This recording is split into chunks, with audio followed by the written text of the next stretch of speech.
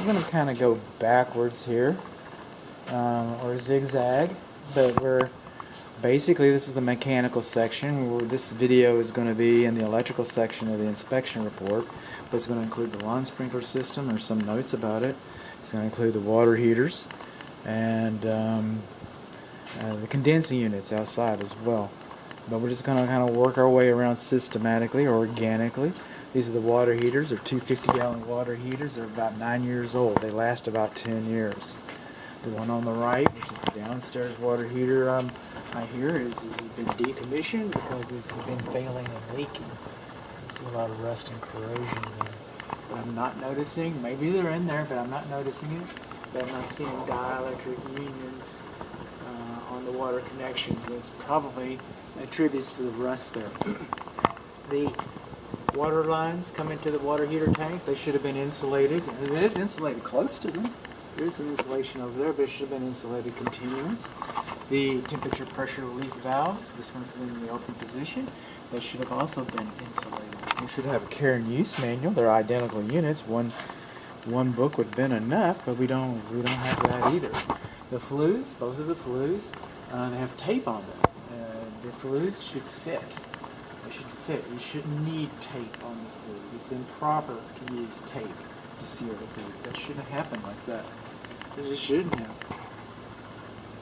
Also, let's see.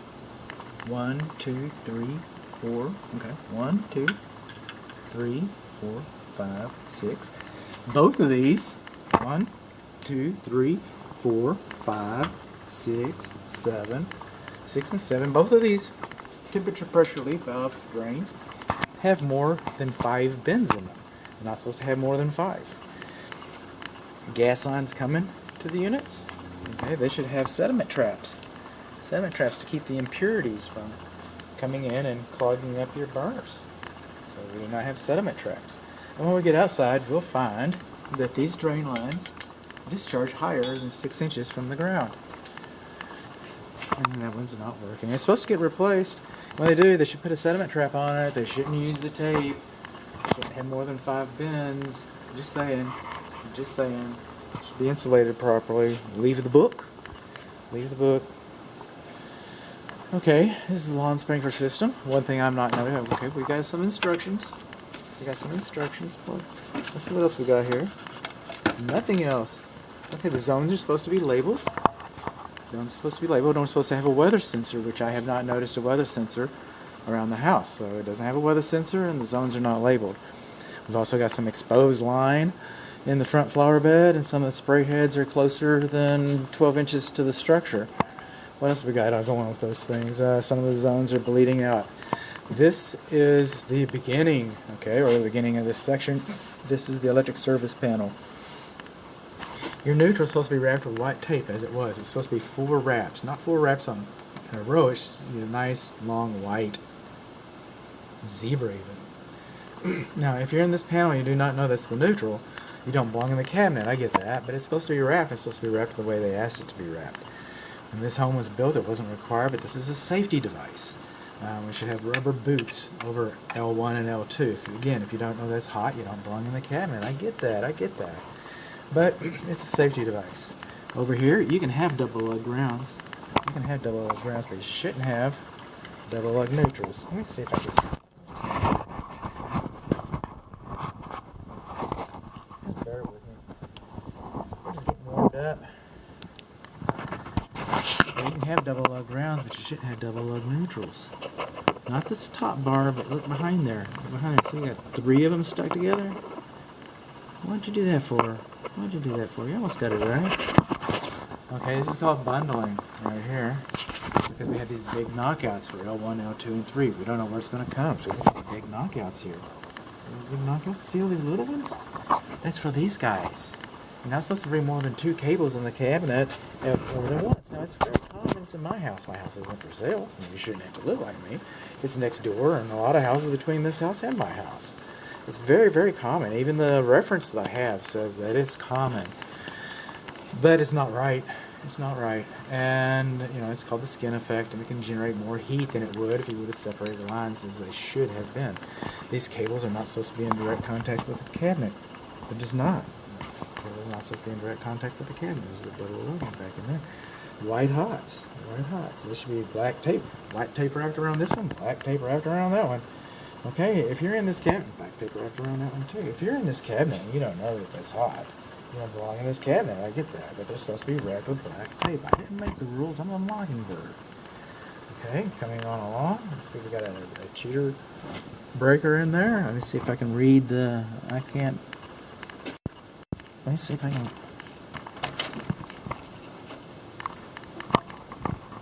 Aha.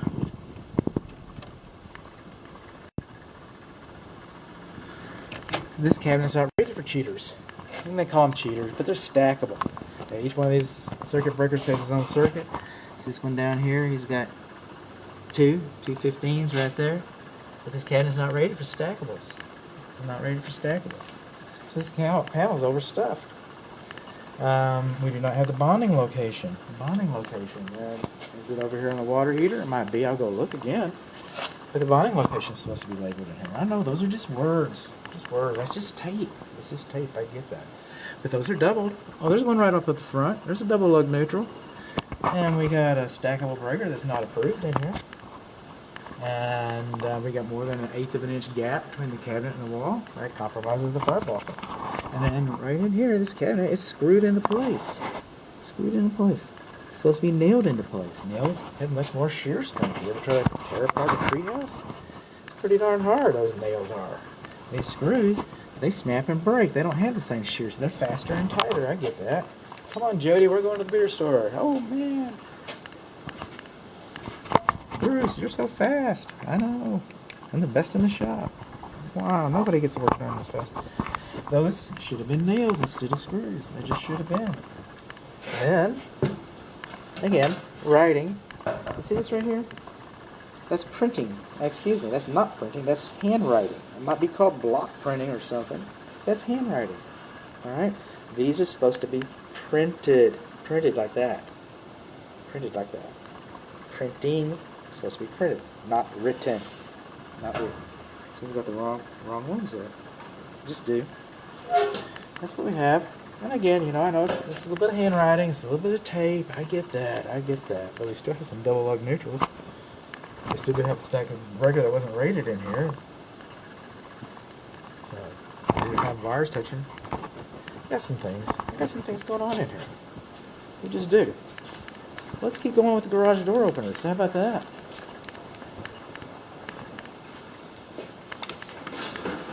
All right. I'm gonna inspect this one, you know, the operation more thoroughly.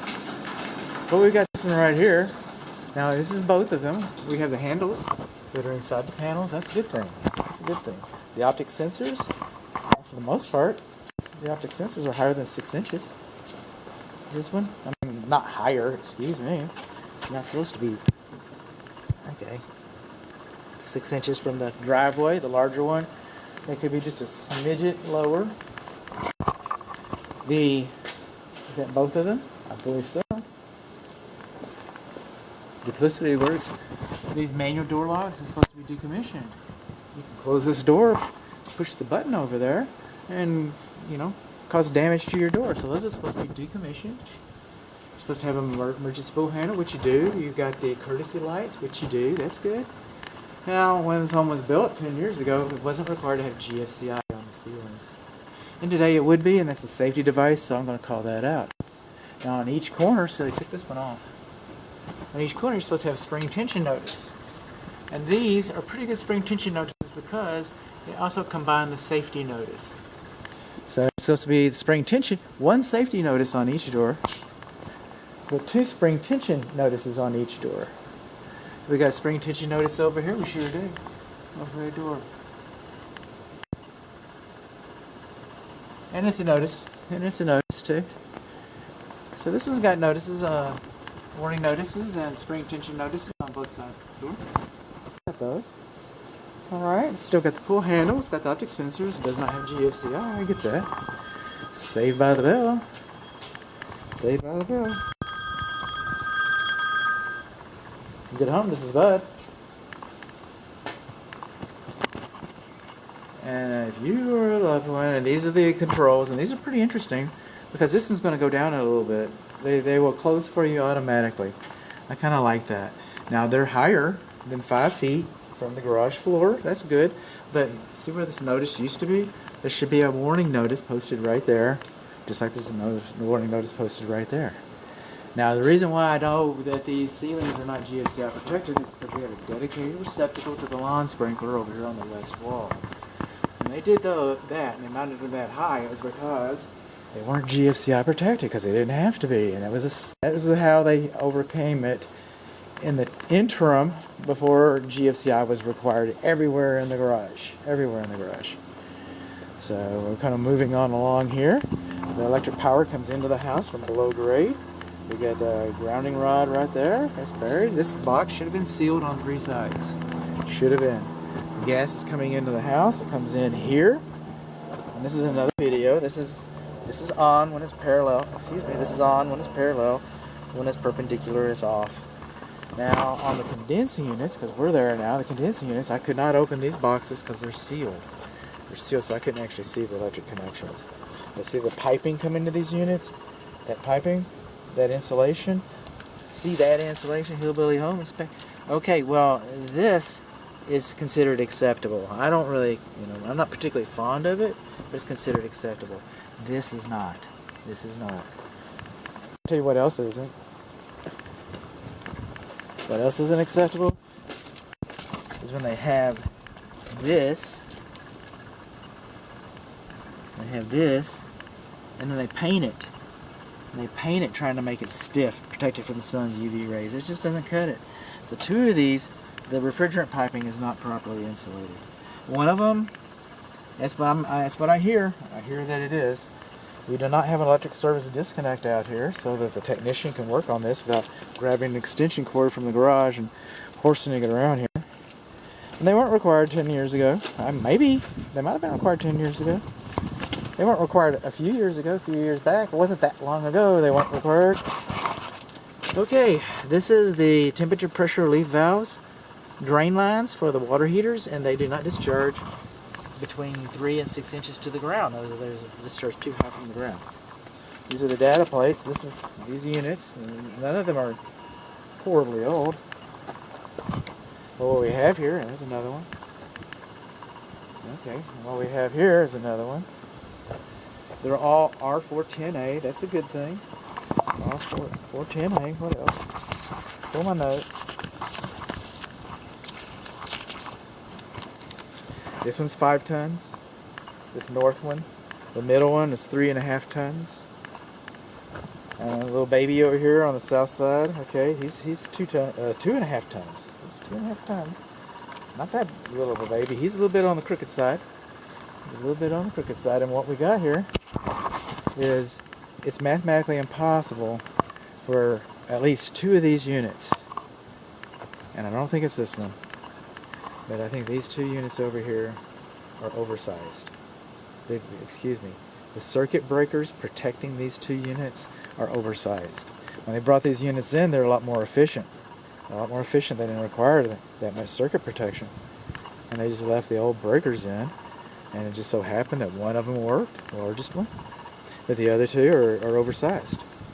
And so what that means is that instead of the breaker tripping and protecting the equipment, it's designed to handle more current, more temperature than these units.